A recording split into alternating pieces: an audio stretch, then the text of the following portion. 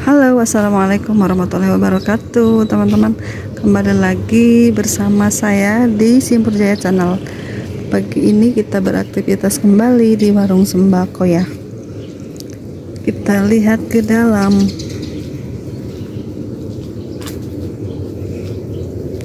Suasana pagi hari, tapi alhamdulillah teman-teman, cuaca hari ini sangat cerah sekali ya. Ini panasnya luar biasa di daerah Bekasi, teman-teman. Sudah beberapa minggu ini tidak ada turun hujan, dan ini sangat debunya banyak sekali ya di dagangan ini pada nempel.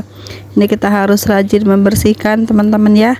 Harus sering ngelap-ngelap gitu ataupun ditepuk-tepuk gitu ya supaya debunya pergi. Ya itulah teman-teman, kalau di pinggir jalan tuh seperti itu ya. Banyak sekali nempel debu-debu gitu ya. Kita harus rajin membersihkan di warung ya, teman-teman. Nah, ini alhamdulillah sudah ada pengiriman telur ya. Ini saya tuh memesan telur, teman-teman, dan kebetulan hari ini telurnya sudah mulai turun harganya. Di sini di daerah saya seikatnya itu yang isi 15 kiloan harganya 415.000, teman-teman ya. Karena ini telurnya sudah disortir, sudah bagus ya, sudah dilap-lapin sama akangnya, jadi harganya sedikit mahal, teman-teman ya. Ada juga di tempat lain, di agen lain yang harganya 400 ribuan gitu per ikatnya, tapi kita ngambil sendiri dan telurnya itu kurang bersih ya, jadi kita harus kerja lagi ya membersihkan telurnya seperti itu, teman-teman ya. Dan ada kualitas, ada harga seperti itu, teman-teman ya. Ini si akang ini rajin banget, sudah membersihkan telurnya, jadi kita itu tinggal jual aja, tidak usah memilih-milih ataupun mengelap-ngelap gitu ya. Di video kali ini saya akan sharing ke pengalaman saya berdagang sembako, teman-teman. Dan ini prospek usaha warung sembako itu sangat bagus banget ya, teman-teman. Prospek usaha warung sembako terlihat cukup cerah bagi kita ibu rumah tangga ya. Biasa kan teman-teman, jika ibu rumah tangga itu banyak sekali keinginannya, ingin mencari tambahan penghasilan juga gitu ya, ingin mengurus rumah tangga, ingin mempunyai usaha namun yang mudah dijalankan ya, dan tidak usah pergi keluar rumah ya, tapi tetap bisa berpenghasilan ya, teman-teman. Mengingat kian melonjaknya jumlah penduduk di sekitar kita ini, utamanya untuk wilayah padat penduduk atau pinggiran kota ya, seperti di daerah saya di sini, di tempat saya tinggal di daerah Bekasi ya, Bekasi antara Jakarta dan Bekasi ya. Jadi ini saya tuh di pinggiran ya, pinggiran kota Bekasi juga pinggirannya kota Jakarta, seperti itu, teman-teman ya. Nih orang kampung ya, teman-teman, harap maklum jika tata bahasanya kurang bagus, kurang dimengerti ya gitu deh.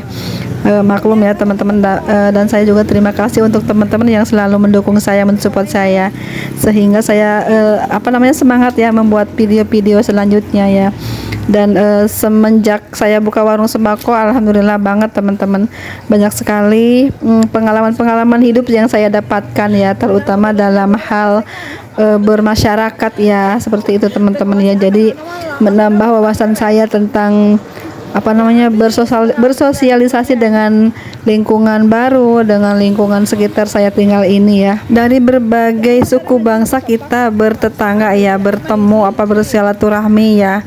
Mereka itu berdatangan ke warung saya untuk berbelanja, dan alhamdulillah memberikan rezekinya ya, melalui tangan-tangan mereka lah saya bisa hidup ya sampai sekarang ya, bisa berpenghasilan dan alhamdulillah mencukupi, dan juga bertambah lagi rezeki saya, seperti itu, teman-teman ya. Dari tangan-tangan mereka lah saya diberikan nikmat rezeki yang halal insya Allah ya, teman-teman.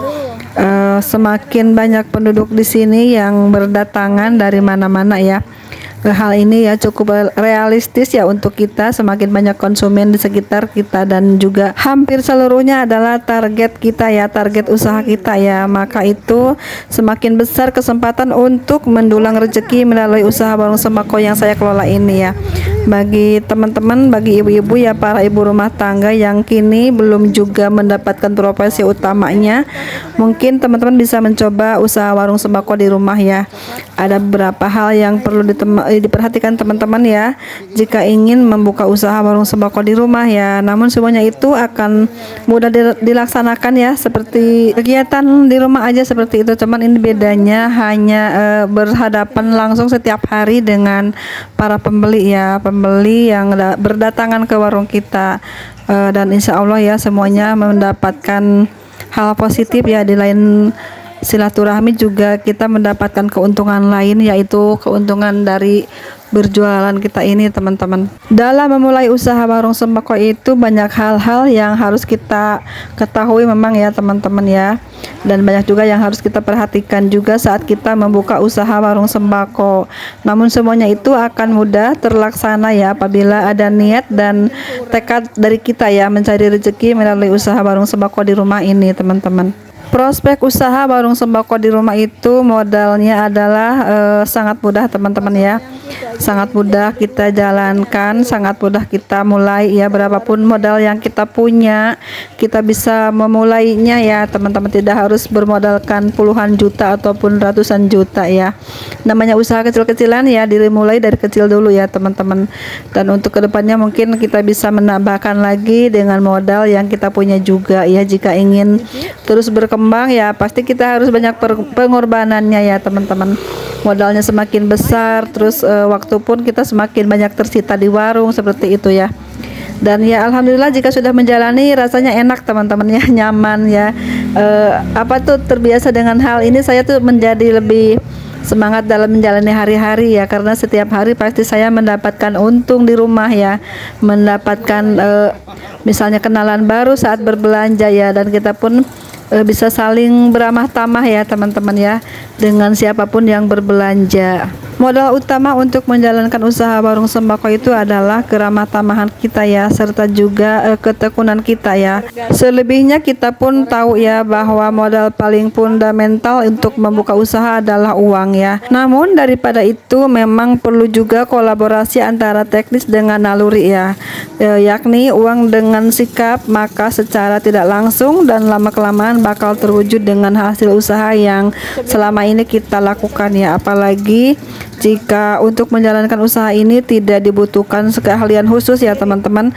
Kita hanya sikap tadi yang kita tonjolkan, dan perlu kita tekankan juga ramah dan tekun dalam menjalani usaha warung sembako ini. Warung sembako ini dapat dengan mudah ya diakses sebab masih bersifat lokal ya teman-teman. Akan lebih efektif lagi menjaring konsumen itu apabila lokasi dan tempat kita berjualan itu sangat strategis ya, yaitu berada di pinggir jalan misalnya, ataupun di tempat keramaian ya, ataupun di perumahan padat penduduk ya yang di perkotaan itu teman-teman ya. Dan juga selain itu kebanyakan warung sembako itu masih bersifat tradisional dan juga bersifat konvensional ya, yaitu pembeli tidak diperbolehkan mengambil barangnya sendiri ya. Kalau di warung kampung seperti saya ini biasanya saya mengambilkan barang-barang yang di dalam gitu, kecuali yang di luar para pelanggan tuh memilih sendiri teman-teman ya.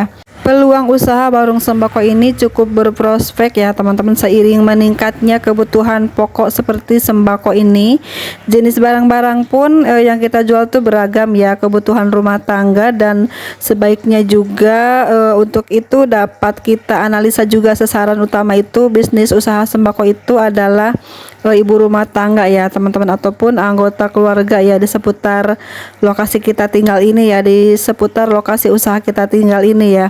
Untuk membuka usaha warung sembako itu dibutuhkan tempat yang khusus berupa etalase misalnya ya, ataupun rak-rak seperti untuk menyimpan barang-barang dan tempat memajang barang-barang gitu. Ini raknya ataupun etalasenya ataupun pajangannya kita menyesuaikan dengan jenis-jenis barang yang kita jual ya. Seperti misalnya ada rak rokok, rak ciki, ada juga rak etalase untuk menyimpan kosmetik dan lain-lain ya. Nanti kita bisa menyesuaikan lagi jika sudah berkembangnya usaha kita teman-teman ya.